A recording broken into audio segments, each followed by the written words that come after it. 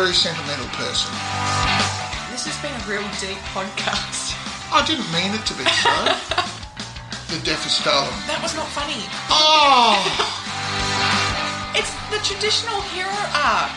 You want to see them struggle. There's no heroes here. No. Come on. No. And I still think to this day that they probably are still, thrusting around the dark. Oh, no, so I think... And I still no, do. Don't.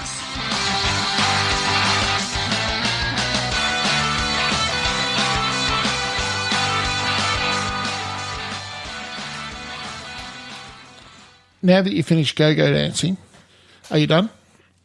Okay, now I'm done. Hello, everybody. How are we? This is Paul here speaking, and this is Considered and Conceited, and with me, go-go dancing all the way in is... Can I ask a question? Oh. I know you get pleasure out of kicking the wheels off my cart. No. But seriously, there are people who are listening for the first fucking time, and they would like to know who the fuck you are. You said the F word. I know, Tom will yell at me. Now, can you introduce yourself for the fucking third time, please? I'm Pip, but the thing is, just a question. I just want to know your opinion on this. Oh, I'll have an opinion. It doesn't matter what the topic is. I will have an opinion. Say, hi, this is Paul speaking. When you could just go, hi, this is Paul. Do you find it weird saying speaking afterwards? Strangely enough, it's just the pattern I've fallen into. Because I was answering the phone the other day and one of the girls said, why don't you say Pip speaking? And I went, because I just go, oh, hi, it's Pip. You wait for the other person to introduce themselves. No, I say, hi, it's Pip. I don't say, hi, this is Pip speaking. I just say, what the fuck you want? Because, I mean, they're going to know that I'm speaking because they can hear my voice. Just something to think about for next week. I don't think about things like that. I bet next week you do. And you drive in your truck and you listen to this and you go, oh, my gosh, Pip's got a... she's right. Oh, my gosh. I will never think that. Not out loud, anyway. Hi, Paul. How was your week? It was great. This is my second week of holidays and back to work on Monday. Get in the truck. Toot, toot, motherfuckers. Here we go. I'll just drive through puddles and splash people in my passive-aggressive rage. I've been really jealous, but now I'm sad for you, but I'm kind of giggling too. No, you're not sad for me. I know you. There is not an ounce of sadness in your body for me. I'm glad you've enjoyed your time off. I wanted time off, but I'm glad you've enjoyed your time off. How's that? It'd be fine if you meant a single word of it. I do. No, you do not. I mean that I really want some time off. Anyway. Right. Now, normally I say, because we've said time about 3 times, and I usually use it as an excuse to go to Pick of the Week. But this week I'm going to forego the Pick of the Week anthem, and I'm just going to play the podcast that I want to talk about's intro. I'm listening. Here we go.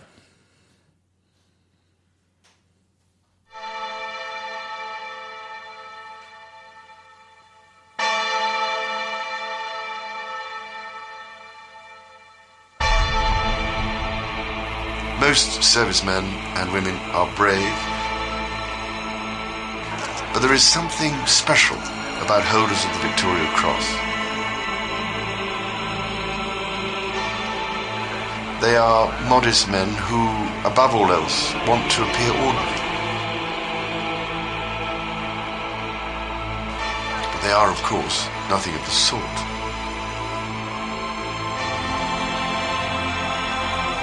Many things have changed the face of warfare, but the nature of human bravery and raw courage remains as impressive now as it ever was.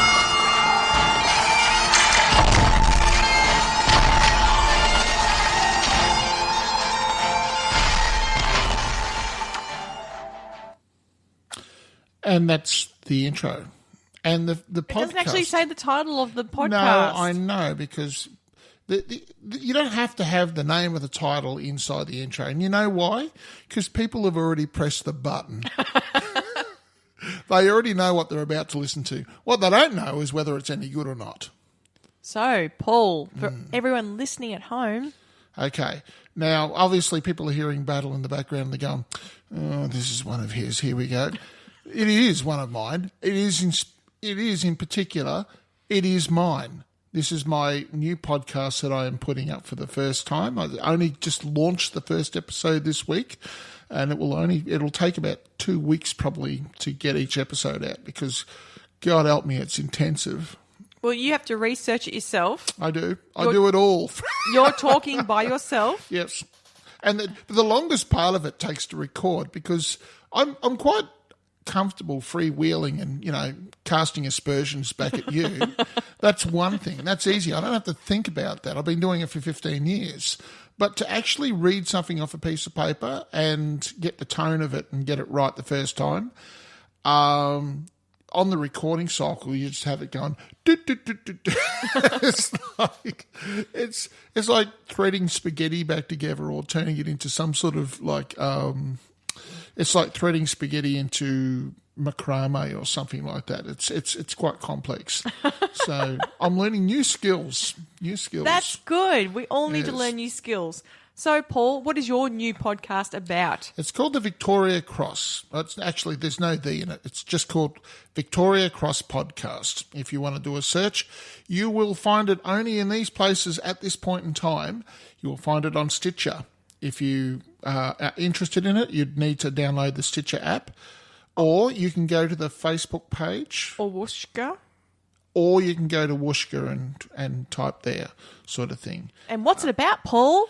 It's about the Victoria Cross. Now, I know we have a lot of American listeners, and they would be going, the Victoria what? And what it is it's the British Empire's version of the Congressional Medal of Honor. It's the highest award for the British Empire. And they do not give these things out easily. You just about have to die to get one. Quite literally, you have to die. It's more often than not they get them posthumously than when they actually survive. Very few people, there's 3 in fact, that actually have had 2 given to them. Okay. Yep. Now, what I do is I get a story. I get the story because how they get them is always a remarkable story. And I also have a look at the conflict. So if you're a bit of a military head or you like a bit of history sort of thing, I'm not going to go in stodgy order or anything like that. I'm just going to zip around and just touch in because it's like 1,300 of them. So I'll be doing this for the rest of my life.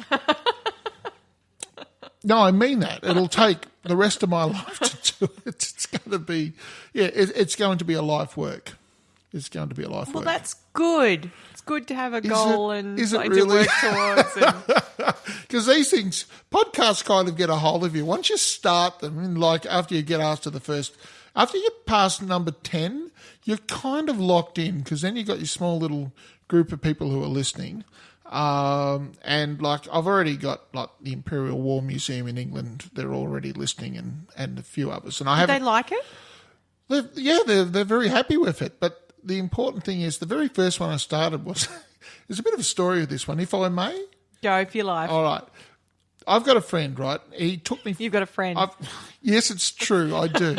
When I was in the army, when I was a young whippersnapper of a soldier, and I was just learning how to be a soldier, after we came out of basic training, I went and our first sergeant, who started teaching us our core trade, which was for me stores, he was an incredibly aggressive, wary kind of sergeant who was also exceptionally funny, very mercurial kind of personality. And, of course, because he's mercurial, I immediately took to him and we became fast friends, although it's very difficult for a sergeant and a recruit to become friends.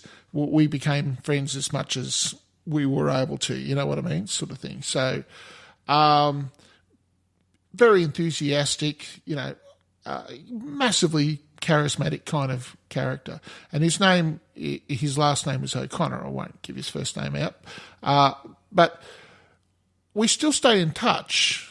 Oh, okay. Well, we still stay in touch, right? And there's only 2 people from the Army, well, 3 people from the Army actually still stay in touch with, my RSM and him and another chap that kind of found me on Facebook and I haven't... Stalked you. And, well, no, but I've had a few Army mates but I'm very left-wing, and most army people end up becoming quite right-wing and conservative very, very quickly. And so I tend to offend them at a fairly quick rate with some of the stuff I put up. You don't say. It's true. So anyway, I said to him, look, Tim, what have you got? I know it was deliberate. What stories do you know about the Victoria Cross? Is there anyone that stands out? Do you have a Victoria Cross story that you could tell me? And he said, well, as a matter of fact, I do. His great-great-uncle, direct line, like the brother of his father, is the first enlisted soldier to be awarded the Victoria Cross. In our country or? No, in England, in the Crimean War, when it first came out. He was the first. He was literally ground zero. And you could not ask for a more, serendipitous kind of connection sort of thing. And so he was the perfect soldier to start with. And, he did some extraordinary stuff. He got shot in the chest by a musket ball and picked up the colours and then ran like 400 metres up this like steep hill, at the head of the column to take this redoubt sort of thing, with a musket ball in the middle of his chest. As you do. She'll be right, He got up to the top and, playing to the flag. And then the second time, he didn't get it just for that because, as I said, it's a very difficult thing to win. So the second time was in a similar situation where they had to take this, they call it a redoubt. It's like a whole lot of cannons surrounded by troops who are defending the artillery, and it's usually at the top of a hill, a very steep hill, and it juts out from the front sort of thing. And he got shot in both thighs. Now imagine having a bullet in both thighs and then running to the top of a hill. Yeah, no. Yes. That's the kind of person who wins a Victoria Cross. Right. And so that's what I mean. They're extraordinary stories and I just love them. And what I try and do is I put them in context with the battle rather than just the story itself, because usually the story, as I just said, you can tell it in about 3 minutes. But when you put it into context with everything else that's going on, and usually it's massive incompetence that's going on, and you just see this shining light of brilliance from this one person who usually isn't even an officer, it just makes for astonishing listening. But the thing is, without my amazing voice across from you, is it as good? I can't put in the jokes because there's a lot of people who are very funny about this sort of stuff. It's like Northerners making jokes about Southerners, soldiers and stuff like that. It doesn't go well. And because I'm Australian, there's only so much I can say about the English, which is, to be fair, a fair bit. But the Victoria Cross is for everybody. It's not just the English. It's for Irish, English, Australians, New Zealand, New Zealanders, Canadians, Nepalese. Next week I'm doing a Gurkha from Nepal. Okay. So he basically assaulted about 7 machine gun nests all on his own, as you do. So this is your new podcast. Oh, that was after he'd already had a grenade thrown and blown up in his chest. Yeah, maybe it's the fact that they think they're going to die. They're just like, bugger it, fuck who it, cares? let's go. I think that they don't actually feel the wounds. I think they're so charged up half the time and they don't realise.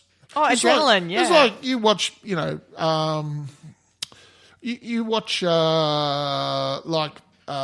Saving Private Ryan. Remember that guy who's looking around for his arm on the Normandy beach? Yes. That small little snippet. No, I remember that. Yep, that was very clear. He wasn't screaming as a person who's just lost their arm should be. No, he was so charged up on the adrenaline. There's plenty of screaming left later. Oh no, it was shot very. Yeah, that film was shot very appropriately and well. That's right. Yeah. And the human body sometimes does that, and I think, and these are extraordinary.